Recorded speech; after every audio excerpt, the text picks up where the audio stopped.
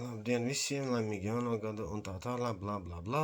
Iztiksim bez tā visām ceremonijām, ja? Es vienkārši gribēju ierakstīt kārtējo video sakarā ar to, kad es noskatījos Lukašenko jaungadu uzrunu, Rinkēviča jaungadu uzrunu, Siliņas jaungadu uzrunu es neskatījos, jo vienkārši, man tā kuce nekad nav uzrunājusi.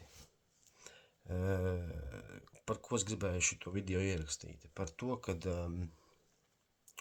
saka, ka Latvijā tuvojas jaunas vēlēšanas, tas nevis jaunas, bet vēlēšanas, pašvaldību vēlēšanas un laikam ir Saeimas vēlēšanas.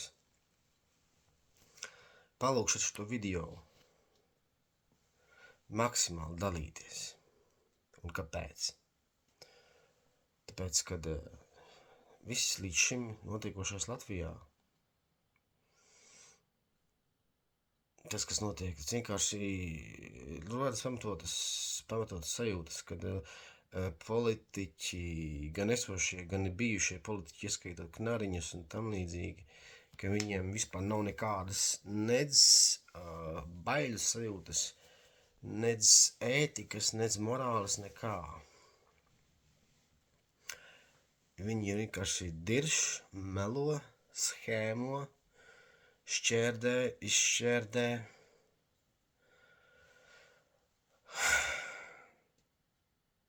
Tas pats turpinās arī tagad ar Siliņu priekšgalā, Briškens, visi tie pārējie mūjābeļi.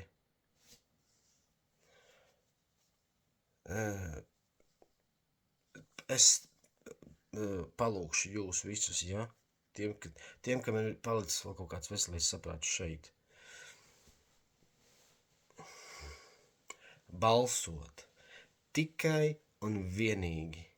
Tas ir, ja jūs ejat uz vēlēšanām un balsosiet, tad balsot tikai un vienīgi par to partiju, kura ieviesīs deputātiem kriminālo atbildību un mantas konfiskāciju par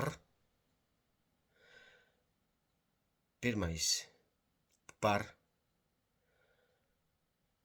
tautai un valstī kaitniecisku likumu un lēmumu pieņemšanu. Tas ir viens. Otrs, par plenārsēžu neapmeklēšanu. Tas ir otrais. Trešais, par atturēšanos balsot. Un ceturtais, par melošanu, vai tautas valodā runāt par diršanu. Tad lūdzu, ja nebūs nevienas tādas partijas, kura neieviesīs kriminālu atbildību deputātiem, kriminālu atbildību ar mantas konfiskāciju, tad uz vēlēšanām vienkārši neiet, jo tur nav neviena par ko balsot.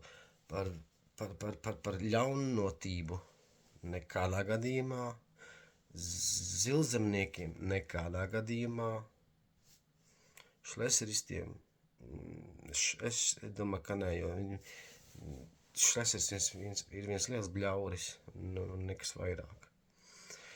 Īstenībā nav nevienas tādas partijas, par kuru būtu vērts atdot balsi.